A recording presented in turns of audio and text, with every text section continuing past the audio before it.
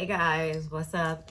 I'm back for another recap and review for The Real Housewives of Dubai, Season 1, Episode 8, Drama in the Sandbox. And let me just tell you guys, I don't swear, but I want to say I promise to God, I definitely recorded this video, I want to say at least twice. I know for a fact I did once, and I thought I uploaded it, but when I was looking through my videos today, I didn't see an upload on my channel for this week's episode of Dubai. So I was like, what the, like yeah, I know for a fact I did. I don't know what happened to that video, but I want to say it was really good, and I'm really upset that it just went missing. So here I am, days late, giving you guys this recap and review finally, you know, like, so irritating sometimes. Electronics and stuff can be so irritating a lot of the time, but nonetheless, I'm here. Better late than never, right? Please excuse the thunder. You guys probably hear that. I'm trying to get this video up here real quick before it starts getting even crazier, so just bear with me, y'all. But yeah, let's get right on into it, shall we? As always, I am Janice or Barb. Just do not call me Janice or Barbara, and let's go. So we picked up this episode with Sarah and Brooks. They were still going back and forth about Brooks feeling as though Sarah was coming from her as a mother, and, you know, trying to make critiques where she shouldn't have been, trying to, you know, give those types of suggestions. Although if you watch was it 2 episodes prior or the episode prior, you will know that Sarah did ask, you know, can I give a suggestion or whatever. Like, it wasn't like she just came out the blue trying to come for her as a mother. And that's kind of, you know, where I get off the bus with Brooks. Like, I think she was trying to put like 20 on 10 with this whole situation. And that's not to say that at times does Sarah have this, like, I'm speaking from a place of here, and, you know, everyone else is kind of like here, like I'm just a teacher, like I've been through everything and I, you know, have all this wisdom to share. Yeah, but I don't think that she was trying to be like demeaning when she said that. And, you know, I don't know. I think by the end of it, Sarah was on the defense and kind of just like completely rubbed the wrong way about the whole thing. Because when Brooke said, you know, okay, fine, then we both had a misunderstanding, like we both misunderstood, Sarah was just kind of still like, but no, like you're still trying to paint me as someone who, you know, speaks out of turn on other like mothers and stuff like that. And that was never the case. That was never me. That's never where I was speaking from. And they're interrupted by Ayan. It's time for them to head on over to the table to have dinner as Stanberry and Sergio are about to enter. So they head on over there, and, you know, Sarah still is like, you know, she wasn't judging, nothing like that. And Brooks actually winds up leaving early, but that's after Stanberry and Sergio make their grand entrance with drummers, and they're kissing and embracing one another and all that. And they start talking, of course, about the seating arrangements, and we find out that Stanberry, she got her way when it comes to seating arrangements. We know that she wanted her close friends at their table, not necessarily their parents, and Sergio wanted their parents at the table. I'm like, y'all were beasting about this whole thing just to find out that each table is literally side by side like this. Like, okay. I didn't think that was big deal, but I think this moment kind of showed us that I give Stanberry a lot of shit, but at the same time, I kind of understand where she's coming from, where like because she says later on in the episode, like she got married, or maybe it was at this point, I don't know. She got in her first marriage when she was 25. She's very young. She didn't know who she was or what she liked or whatever. She just knew that, like, oh yeah, I'm supposed to be trying to make my husband happy. So that's, you know, kind of the place that she operated from all the time that she was in her first marriage. And now at 46 or however old she is, she's, you know, way more assured of herself. And she's, you know, always going to advocate for what she wants because she, you know, she's sure of that now. And I'm just like, okay, I can kind of jive with that. That makes sense when you break it down like that. But, you know, I don't know. Sometimes I understand, other times not so much. And we'll get into that later on the episode. Moving right along, as I said before, Brooks leaves because she's just still pissed at Sarah. And then they, you know, after dinner, everyone's dancing, having a great time. But Caroline was still going on and on and on and on and on about how Ayan was trying to look like the bride or look like her and all this BS that I'm just like, there is no way in hell that anyone mistook Ayan for Stanberry. There's no effing way. And she just kept trying to drill that into everyone's heads and was like steady, like complaining about it. I'm just like, are you serious? Like, so stupid. And I feel like that's the only time where she really shows like true passion about anything is when someone pisses her off or when she's like jealous or something like that. That's like the only time she really like shows like any like conviction about anything.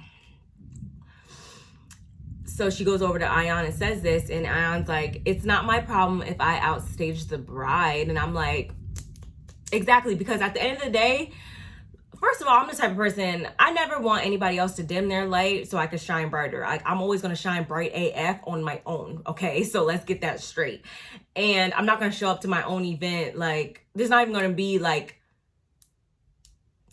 this much room for anyone to come and upstage me. Lights just flickered. Like, at all. Like, at all. And for Caroline to make it about that, it's just like, okay, well, yeah, you need to maybe step your shit up. It's just that simple. I want all of everyone around me to look just as amazing. I don't want to just be the only one looking, obviously on my day, like, yes, of course, but like, and you know how she is, so you should have known that she was going to come and step. Like, God, that thunder is so loud. Anyway,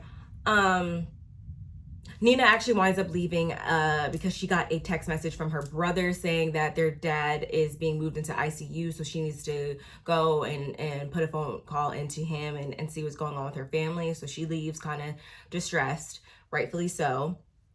And Lisa even said at one point, going back to what I said previously about Ayan's appearance, like, if I knew I was going to invite Ayan, I would have went all out or something along those lines. And I'm like, exactly. Like, just because she had a train, I don't feel like that looked super bridal. I just don't, but whatever. Whatever. So they do a little, like, was it like pyrotechnics or something, some fire stuff, real cute. And that was pretty much it for that event. Next thing we see Nina visiting her new 18,000 square foot 3-floor penthouse that is getting renovated. And she's pissed at her husband because I guess he took out the entire ceiling, which apparently had nothing wrong with it, and has been doing all these other little things that they didn't agree upon or that hasn't been cleared by Nina. So she was like pissed off about that. And she also kind of shares, you know, that you know, he's been working really hard, and she kind of has a lot of, she's very cautious when it comes to him, and that is mainly due to the fact that he had his own run with C19 just a few months ago, and it put him down really bad. Like, he had to learn how to walk all over again, I believe. And then, you know, she's going through it with her dad right now as well, so of course she's like on edge about, you know, that whole thing. Understand. Meanwhile, Caroline and Sergio are in bed. This is the day of the wedding, so their wedding coordinator comes in and is trying to, you know, help them prepare and going over some final seating arrangements. Apparently 20 people actually fell out of the wedding. They're not gonna be in attendance, and that includes Chanel, who said that she, you know, she has another runway event that day. Lisa's going to go there. Actually, she's going to go support her friend. And Brooks also, due to having fell out with both Nina and Sarah at this moment, she's just not going to be in attendance because she doesn't want to make, cause a scene. So I'm like, okay, I have to understand that, but that still kind of, probably sucks that people are just dropping like flies, but it is what it is. So Lisa and Chanel, we also see them at Chanel's event. I want to say we see everyone arriving to the wedding in full glam, looking really nice. And I will say Caroline's dress, like, it wasn't bad, but it was just okay. Like, it was just okay on her, I should say. Like, it wasn't like giving any, like, it was giving no like wow. She doesn't give no wow factor a lot of times. And that's what it is. It's just like, that's something that you need to work on though personally. Like, that's nobody else's fault, honey.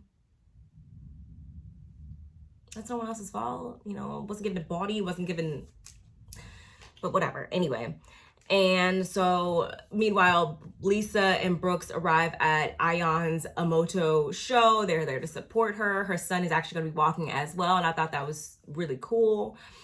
And when I tell you Ion looked like a female Academy Award statue, like golden goddess. Oh my goodness.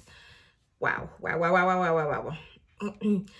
But after speaking with Lisa about everything that's going on between Brooks, herself, and Sarah, she says that she will be cutting down on drinking. However, she was just really pissed at the same time. But of course, it was amplified by the liquor. So she does take ownership for that. Afterwards, Chanel walks, and like I said, she looked amazing. Back at the wedding, Stanbury agrees, how I said before that at 25, she just didn't really know, but now she's more sure of herself. So we'll see how this, we'll see how this wedding goes, I guess, we'll see. So her daughter gives a cute speech, followed by Sergio, and also his dad gives a cute speech, which I thought was so cute when his dad came out, or when the wedding was going on and his dad started kind of like crying. I was like, oh my God, I like his dad, I really do. His dad gives a speech, and then of course Caroline had nothing to say. Like, I'm just like, that's what I mean. Like, she just be like there, just like existing. Like, what is your passion about other than being an influencer? Like, what do you like really get like revved up about in life? Like, I don't know.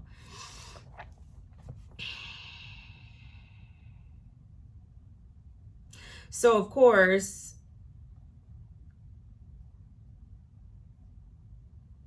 the next day they have a brunch and they reflect on the wedding. Lisa's in attendance at this brunch, so is Ion. And I will say, Caroline's friend Juliet, Angus Burger, is annoying AF. But at the same time, I feel like Caroline put them kind of up to it a little bit. She was throwing that stupid ass, like, corny Karen shade about how Ion looked at the event, the wedding party or whatever. I'm like, okay, clout chaser, like, just bye. Just annoying. But that was pretty much it, I want to say, for that. I loved Ion's confessional look with the high ponytail. I love that. And I love Lisa's pink, really pretty. She was giving me like Nikki T's, like, in her confessional look. I really liked that. And they also at the brunch, they talk about, of course, how Sergio wants to have more children or another baby or whatever. And Caroline, she's had really hard pregnancies in the past, especially with the twins. She suffers from preeclampsia, and she almost, like, just, I think her friend said she almost died when she had the twins. So that is definitely something to be mindful of course. And this is really something I really feel like they should figure it out before they walk down that aisle. I really do. But she has been cleared by her doctor. And we also find out that surrogates are kind of like illegal in Dubai because you need to be married, you know, to have a baby there. And it's like, obviously you're not married to the surrogate. So like technically it's kind of like, yeah, so then it'll be illegal to have somebody else's baby just, you know, out of wedlock, even though it's, you know, a surrogacy, obviously. I'm like, oh, that's interesting. But that's really it for that. And then the final scene, we get Brooks and her mom. Her mom comes to visit at least twice a year, and she's there now because they're not gonna be able to come home for, I think they said Thanksgiving or Christmas. They're not gonna be able to come home for Christmas. So she came out to them, which I thought was cool. And I will say that, you know, of course she filled in her mom about what's going on and what happened with the other ladies, meaning Sarah, of course. And I want to say her mom kind of put things into perspective a little bit because, and if you guys watch Bondi Blue, shout out to Bondi. She was talking about on one of her videos one day recently about how, like, you know, parents kind of need to take ownership on, like, sometimes, you know, you kind of fuck up your kids, like, basically sometimes you need to be honest with yourself and, you know, be able to say like, hey, like I wasn't always the best parent or whatever. And I feel like that's kind of the energy her mom was giving a little bit in this scene when she was kind of like, you know, when Brooks was like, yeah, you know, I was talking about how, you know, I had a militant mother and, you know, I, you know, parent in this way and da-da-da. And her mom basically said, you know, kind of like said like she wasn't wrong for that, but, you know, there's also like other ways to do stuff, or like, you know, there's multiple ways or whatever, none of those are wrong or whatever. So that kind of makes me think like she probably reflected back on her as a mother now that Brooks is grown maybe, and was like realizing like she probably could have did some things differently. So again, that kind of, that's not me trying to pick sides, but that definitely is probably maybe what Sarah was trying to say. But she also tells her that, you know, her mom tells her that she needs to drop it, and you know, she can't fight like everything all the time. And I get that, you know, you got to choose your battles wisely in life. But they also get into, you know, Brooks and her marriage and everything she went through. Like she, you know, she gave up everything to just be a mother to her son and start anew, and she's built everything from the ground up, you know, just to be able to provide him with the life that she's providing him with currently. And she gets emotional, of course, and I really am interested to hear more of her story if she is willing to share and give us some insight into, you know, how she got to this point and how she was able to rebuild from nothing. Like, I really am interested in hearing that. Let me know if you guys, you know, are interested in hearing that in the comments below. But that was pretty much it for that scene. I guess we got a few more episodes to go, but, you know, I'm still liking Dubai. What about you guys? Let me know in the comments below again. And don't forget to like and subscribe and share. Hit that notifications bell for more info on when I'm going to be uploading. And I'll see you guys in the next one, okay? Bye!